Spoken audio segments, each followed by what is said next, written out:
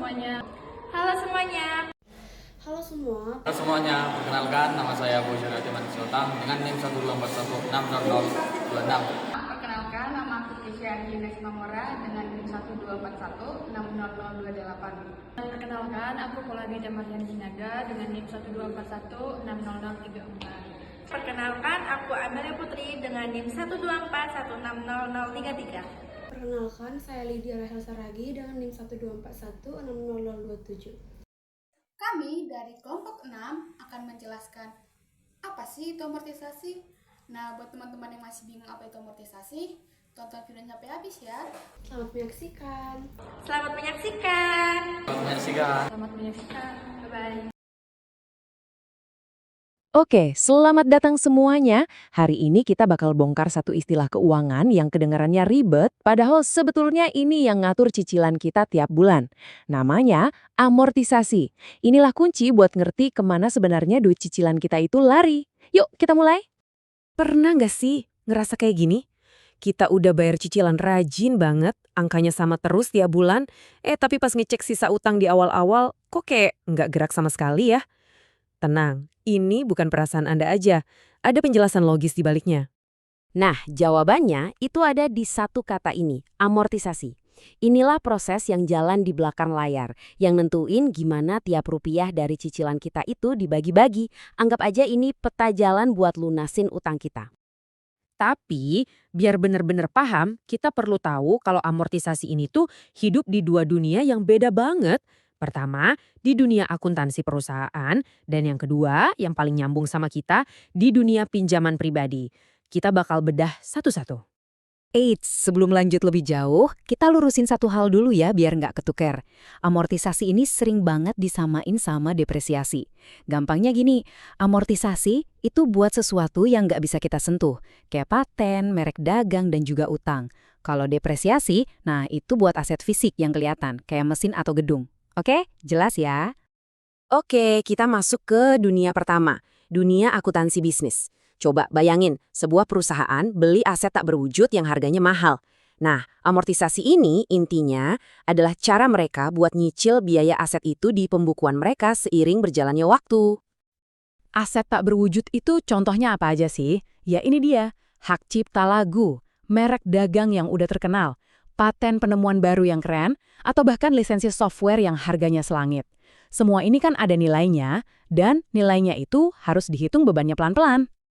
Terus, kenapa perusahaan repot-repot ngelakuin ini? Jawabannya ada di prinsip akuntansi dasar yang namanya matching principle.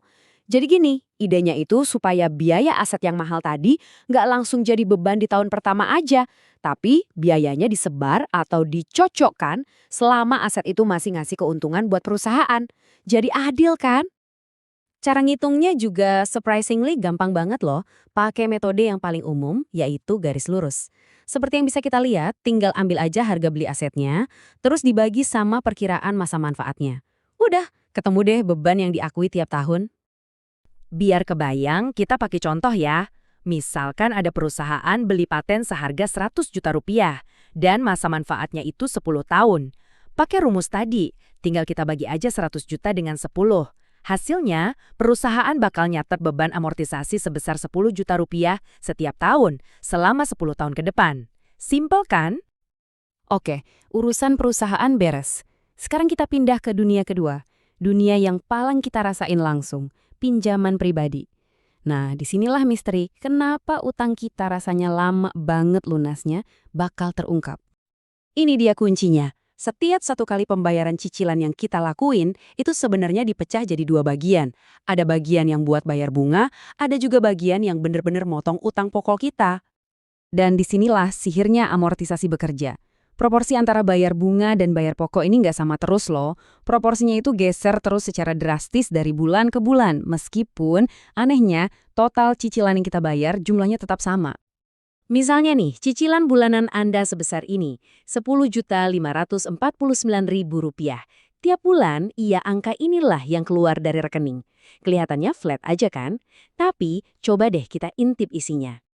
Nah, coba lihat komposisi di bulan pertama.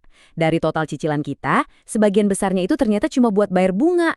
porsi yang beneran buat motong utang pokok kita malah lebih kecil. Inilah alasan utama kenapa di awal-awal pinjaman, rasanya sisa utang kita tuh turunnya dikit banget. Sekarang, kita coba lompat ke bulan terakhir. Jumlah cicilannya sama persis, tapi lihat deh gimana situasinya kebalik 180 derajat. Porsi bunganya jadi kecil banget. Dan hampir semua duit cicilan kita sekarang fokus buat ngehajar sisa pokok utang. Keren kan? Seluruh perjalanan dari bulan pertama sampai lunas ini sebetulnya udah ada contekannya loh, namanya tabel atau jadwal amortisasi. Waktu kita ambil pinjaman, seharusnya kita dapat dokumen ini. Ini adalah peta transparan yang nunjukin dengan jelas kemana perginya tiap rupiah kita di setiap cicilan. Oke, jadi setelah kita jalan-jalan ke dua dunia yang kayaknya beda banget tadi, dunia kantor dan dunia dompet pribadi, sekarang kita coba tarik benang merahnya. Apa sih sebetulnya prinsip inti yang nyatuin keduanya? Intinya tuh sebetulnya sama. Amortisasi adalah soal alokasi yang terencana. Di dunia akuntansi, yang dialokasiin itu biaya aset. Kalau di dunia pinjaman, yang dialokasiin itu pembayaran kita. Dua-duanya sama-sama ngebikin sebuah rencana yang terstruktur dan jelas dari awal sampai akhir. Terus, kenapa ini semua penting buat kita? Simpel, karena ngerti itu artinya berdaya. Dengan paham cara kerja amortisasi, kita jadi bisa ngebandingin penawaran pinjaman dengan lebih baik, ngerti efeknya kalau kita bayar lebih, dan ujung-ujungnya bisa bikin keputusan keuangan yang jauh lebih cerdas. Jadi, saya mau tinggalin satu pertanyaan buat Anda. Lain kali Anda lihat jadwal cicilan atau mau ambil pinjaman baru, apa hal pertama yang bakal Anda perhatiin setelah tahu soal pertarungan antara bunga dan pokok ini? Coba pikirin deh. Terima kasih sudah menyimak.